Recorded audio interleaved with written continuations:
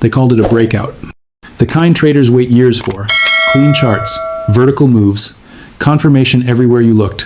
For a moment, it felt like the system had worked exactly as promised. Then the tone shifted. Not on social media, not on the charts, somewhere quieter, somewhere decisions actually get made. Calls were placed, meetings were pulled together at odd hours. Not because things were under control, but because they weren't. Because when the market stops cooperating, the people in charge don't panic publicly. They act privately, and they don't negotiate with price.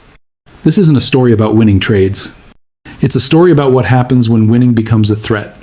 Because the celebration was never meant to last. There's an unspoken rule most people never learn until it's too late. Markets are only called free as long as they behave, as long as prices move within acceptable boundaries, as long as the right people are on the winning side. But when a price starts climbing too fast, too far, in the wrong direction, something changes. The language shifts. Suddenly, it's not about supply and demand anymore.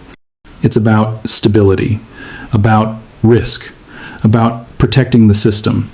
That's when the rules begin to soften around the edges. Not loudly, not with a press conference, quietly, carefully, in ways most people won't notice until they're already trapped. And this is where the rules begin to bend. These decisions are never made in daylight. They don't happen on trading floors or in front of cameras. They happen late at night, when markets are thin and attention is low. Emergency calls, urgent emails, closed-door conversations where the tone is no longer confident but desperate. There are no alerts pushed to your phone, no breaking news banners, just a small update, buried in a notice that almost no one reads in real time. A line of text, a rule adjustment, a technical change. But behind that small change is a massive decision. A decision that shifts billions in risk. A decision that picks winners and losers. A decision that turns a working market into a controlled one. It only took one update to flip the game. Then it happens. Screens stop moving. Orders that were supposed to execute just sit there, frozen. Refreshing doesn't help. Clicking doesn't help. The market hasn't crashed, but it's no longer alive either. It's been paused, halted, locked in place. At first, people assume it's a glitch, a delay, something temporary. But minutes pass. Then more. And slowly, the realization spreads. This isn't a technical issue. This is a decision. The system hasn't failed, it has stepped in. And there is no explanation offered, no timeline given, no promise of fairness. You're still inside the market, but you're no longer allowed to move. And once trading stops, panic begins. To understand why this moment matters, you have to understand leverage not in technical terms, but in human terms. Think of it like renting a house instead of buying one. You put down a small amount, and in return, you get access to something much bigger. As long as the deal stays the same, everything works. You benefit from appreciation without owning the full cost up front. That's how leverage works in markets. A deposit gives you control over a larger position. It's efficient, it's powerful, and it's fragile. Because you don't really own the house. You're just allowed to stay there under certain conditions. Now, imagine this. You sign the contract, you move in, the price of the house goes up, and the next morning, the landlord calls and says the rules have changed. You need to come up with twice as much cash today or you're out. Now imagine that happening to thousands of people at the same time. Now imagine the bank calling it risk management. Now imagine the bank changing the deal overnight. That overnight change is where the real damage begins. Because the new requirements don't ask whether traders were wrong. They don't care if the position is profitable. They don't care if the original risk was acceptable when the trade was placed. All that matters is whether you can meet the new terms that didn't exist yesterday. And if you can't, the system decides for you. Positions are closed, not by choice, but by force. Selling becomes mandatory, not because confidence vanished, but because permission did. This isn't people changing their minds. This isn't fear spreading through the market. This is pressure being applied at scale. This is a squeeze created by design. This wasn't a sell-off, it was a squeeze. And then something even stranger happens. Selling still works. You can exit your position, you can give it back, you can hand it over, but when you try to do the opposite, when you try to buy, nothing happens. The button is there, but it might as well be decorative. This is where psychology takes over. When selling is allowed but buying is restricted, the outcome is no longer determined by the market. It's engineered. Fear doesn't need to spread, it's programmed. Prices don't fall because people lost conviction, they fall because the system removed the other side of the trade. This is control dressed up as safety. This is intervention marketed as stability. When buying disappears, only one outcome remains. Step back far enough, and the picture becomes uncomfortable. Because this doesn't look random. It doesn't look like a one-off mistake or an unlucky coincidence. It follows a familiar shape, one that appears whenever institutions find themselves on the wrong side of a trade. Different year, different asset, same response. First comes the run-up, then concern, then temporary measures, then rule changes, always justified, always framed as necessary, always explained as protection for the market, never protection from it. The language evolves, but the tactics stay the same. Each time, the intervention arrives right when price stops behaving, right when confidence shifts away from the institutions and toward the public. And we've seen this movie before. The last time this pattern played out in full view was decades ago, but the mechanics were identical. In 1980, silver was running out of control. Prices were climbing fast, confidence was surging, and large institutions found themselves on the wrong side of the trade. The market wasn't misbehaving, it was doing exactly what supply and demand dictated. So the rules changed. Overnight, new restrictions were introduced. Traders were told they could no longer buy, only sell. Not because the market was broken, but because it was too effective.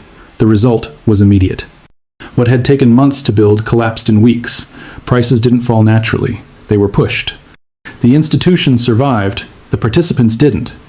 At the time, it was called an emergency measure, a one-time intervention, a necessary step to restore order. But what it really proved was something far more important. Markets can be legally shut down when powerful players are cornered. History doesn't repeat, but it keeps rhyming. What makes this moment more dangerous isn't just what's happening, but when it's happening. Back then, demand was mostly speculative. Traders chasing price, momentum feeding momentum. When confidence broke, the air came out of the balloon. But today, the landscape has changed. Demand no longer lives only on screens. It lives in factories, in supply chains, in physical systems that don't care about rule changes or press releases. This isn't just money moving between traders anymore. It's material moving through the real economy. Industries depend on it. Production schedules depend on it. You can't pause that with a trading halt. Which means the system is under pressure from both sides at once. Financial stress on paper, physical stress in reality. And this time, the system has nowhere to run. Look at the number on the screen, and it tells one story. Calm, controlled, contained. Now step outside the screen, and reality tells another. In the real world, availability is tightening.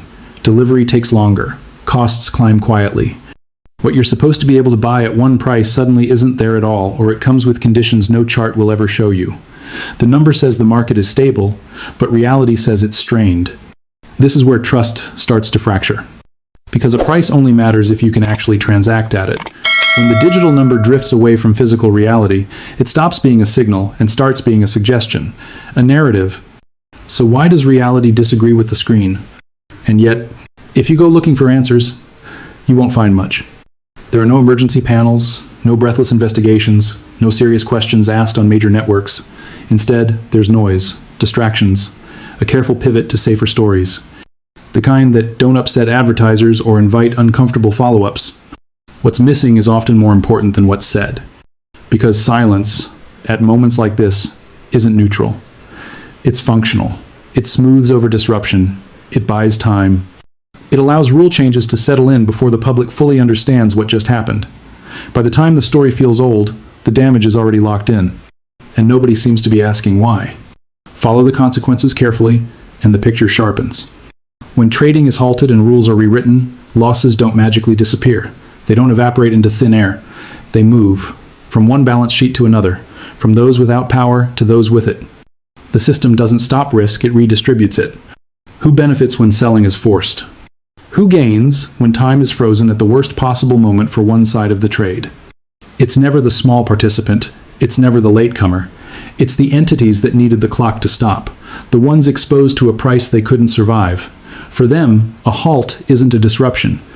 It's a rescue, because someone always walks away untouched. What most people don't notice is how rarely the system walks anything back. What's introduced as a temporary fix has a habit of sticking around. An emergency measure becomes a precedent. A safeguard becomes a switch that can be flipped again faster, easier, with less explanation next time. Each intervention lowers the bar for the next one. The line moves quietly. What would have been unthinkable a few years ago now sounds reasonable. What once required outrage now requires a footnote. The market adapts, not because it agrees, but because it has no choice. And each adaptation trains participants to accept less transparency, less control, less fairness. This is how escalation works. Not all at once, but step by step. And the next step is even worse. If this pressure doesn't work, if confidence doesn't break, if selling doesn't accelerate, the system has other options. None of them are clean. One possibility is forced settlement. Positions closed not at market price, but at a number chosen for convenience. Another is fragmentation, where different markets start telling different stories, and participants are left guessing which one matters. Trust erodes, liquidity dries up. People stop believing the signals altogether. These outcomes don't arrive with explosions. They arrive quietly, with confusion, with legal language, with explanations that come after the fact. And once that line is crossed, there's no clear path back. Markets don't heal on command, they fracture, and none of them end quietly. The real damage isn't measured in prices, it's measured in belief. Markets only function because people trust that the rules will be applied consistently, that contracts mean what they say, that risk is rewarded or punished according to outcomes, not influence. Once that trust starts to erode, everything becomes heavier. Every decision carries doubt. Every number feels provisional. This is called moral hazard. But you don't need the term to feel it. You feel it when risk is protected for some and exposed for others, when losses are socialized and gains are defended. Over time, participation stops being rational. It becomes cautious, then reluctant, then non-existent. Because markets don't run on code or paper, they run on belief. This is the part most people miss. This isn't just about a single trade, or a single asset, or even a single halt. It's about who gets permission to participate on fair terms and who doesn't. It's about which outcomes are allowed to stand, and which ones are quietly erased when they become inconvenient. When rules can be adjusted mid-game, participation stops being a choice and starts being conditional. You're allowed to play as long as you don't win too much. As long as your success doesn't threaten the structure itself. That's not a market. That's a system of control disguised as opportunity. And once people see that clearly, they don't forget it. And that should worry everyone.